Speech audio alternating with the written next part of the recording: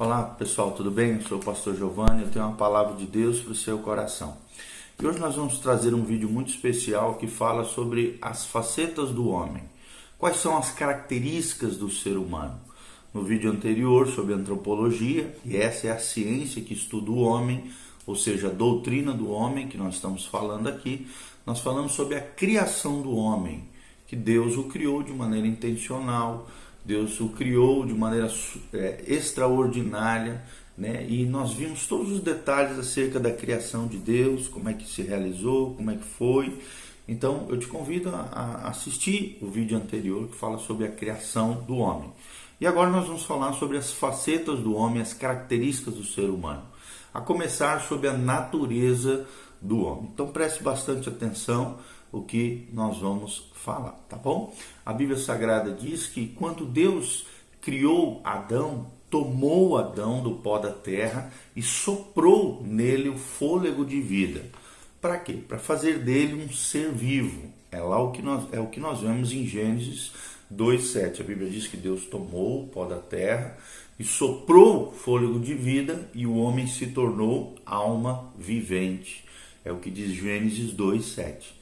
Então, esse ato da criação de Deus teve dois estágios. Mas, é claro, o resultado foi uma pessoa só, né? Uma unidade perfeita. O ser humano ele é uma pessoa unitária. Ou seja, as partículas da Terra forneceram a matéria-prima que Deus utilizou. E Deus ainda soprou a vida de fato sobre o homem. Essa porção material e imaterial do homem foram combinadas para que pudesse produzir uma criatura singular. Que criatura é essa? O próprio ser humano. E é claro, no interior desse aspecto material existe uma grande variedade de elementos, como artérias, o cérebro, o músculo, o cabelo, a parte biológica do ser humano.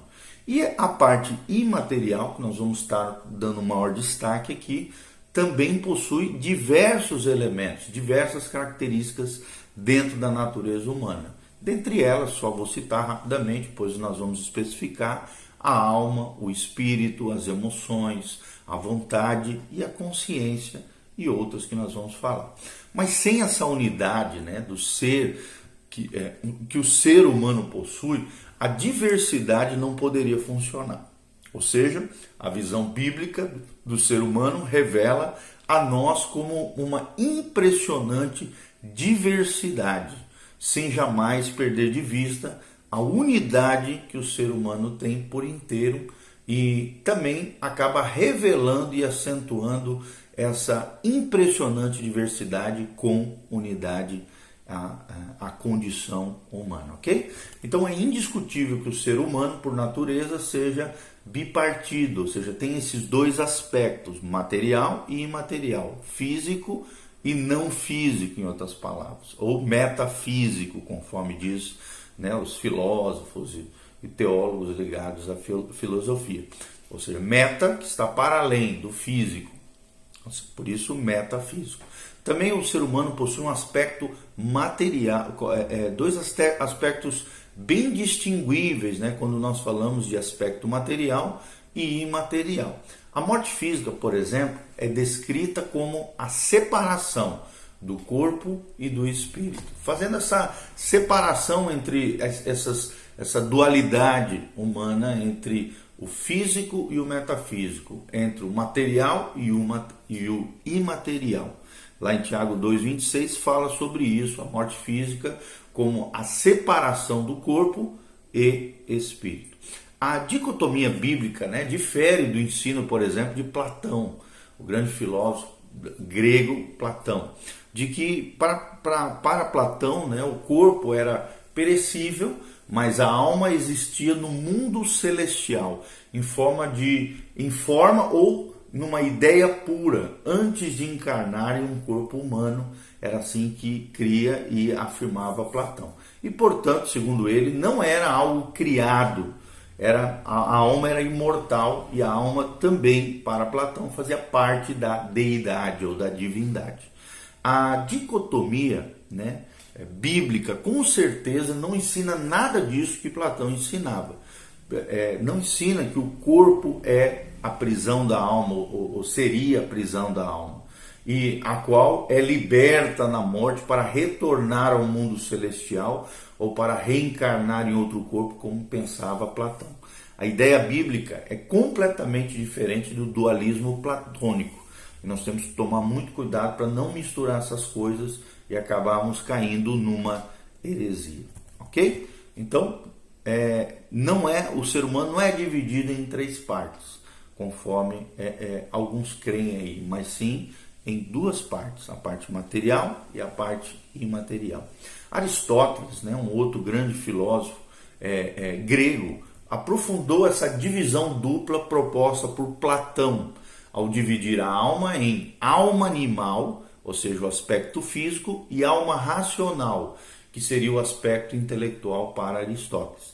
Essa distinção também foi desenvolvida pela doutrina católica, por meio de um teólogo, né, no século 12, 13, ali, Tomás de Aquino.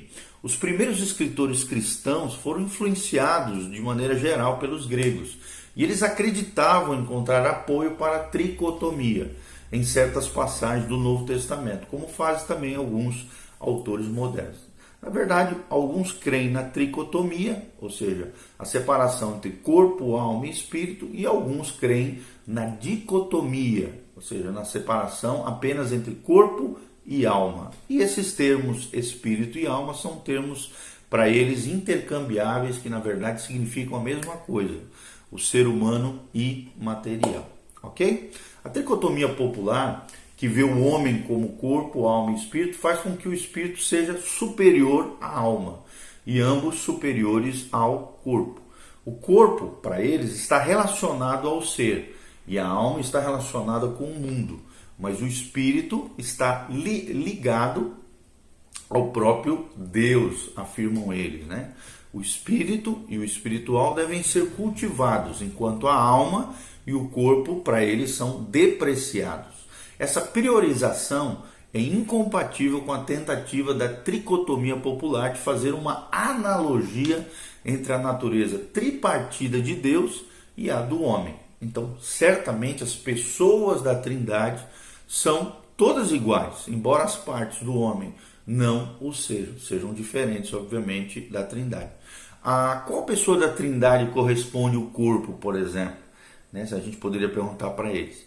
A tricotomia formal popular não tem, queridos, apoio lógico, analógico e nem bíblico, né? Dentro desse questionamento que nós fizemos com referência à Trindade.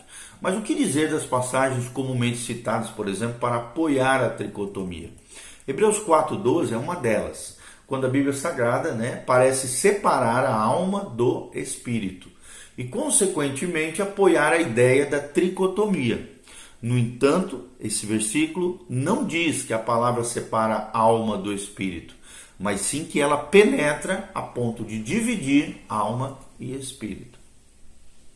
Então nós podemos chegar a expor, né, para eles, quando acontece essa separação entre alma e espírito, nós podemos perceber aqui, expondo os aspectos mais íntimos do homem. Então a questão aqui é simples. A palavra não deixa nada escondido. A palavra penetra nas recâmaras mais profundas do coração humano. O texto de, por exemplo, 1 Tessalonicenses 5,23 parece indicar que o aspecto imaterial do ser humano é dividido em alma e espírito.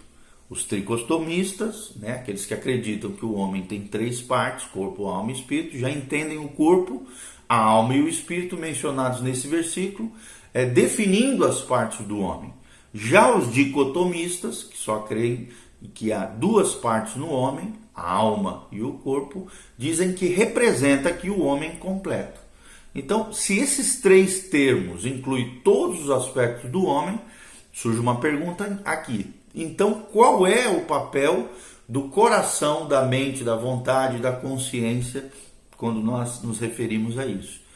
Por que Paulo não incluiu esses conceitos, né, essas características humanas nessa lista? Então, nós vemos que a ênfase desse versículo é a questão do sacrifício completo, o ser completo do ser humano, conforme 1 Tessalonicenses 5,3.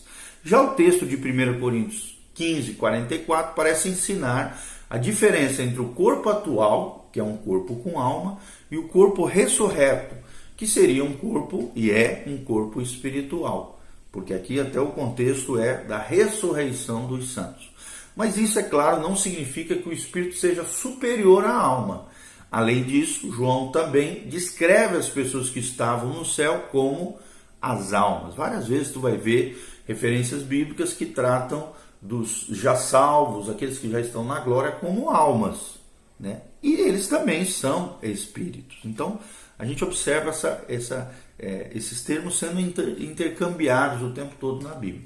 O espírito, né, pode compartilhar a impureza junto com a carne. Nós vemos isso claramente quando Paulo afirma em 2 Coríntios 7:1.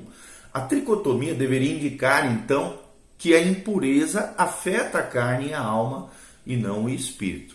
Por exemplo, as paixões carnais fazem guerra contra a alma. Está lá em 1 Pedro 2:11. Ou seja, a tricotomia deveria mostrar a carne lutando contra a alma e a alma contra o espírito. Então, surge uma pergunta aqui. Como o Senhor pode nos ordenar que o amemos de toda a nossa alma, se a alma está ligada ao mundo e não entende a Deus? E aí fica uma pergunta para os tricotomistas. Então, a tricotomia deveria pedir que a ordem fosse com todo o teu espírito e não com toda a tua alma. Mas o espírito não é mencionado em nenhum dos mandamentos, por exemplo. Já em Hebreus 10:38, a alma é usada para se referir a Deus. Então, um resumo de tudo isso que nós falamos até agora. O homem é formado de duas substâncias. A parte material, ou seja, o corpo, e a imaterial, que é o termo alma e muitas vezes intercambiado pelo termo espírito. Então, cada uma possui variedades interiores. As muitas facetas do mundo material, do corpo físico, e as muitas facetas do imaterial que estão unidas para formar o todo de uma pessoa, o homem integral. Ou seja, o homem é uma grande diversidade, de elementos, de facetas, de características dentro da sua natureza, mas que possui uma unidade perfeita, uma integralidade, conforme a palavra de Deus nos ensina.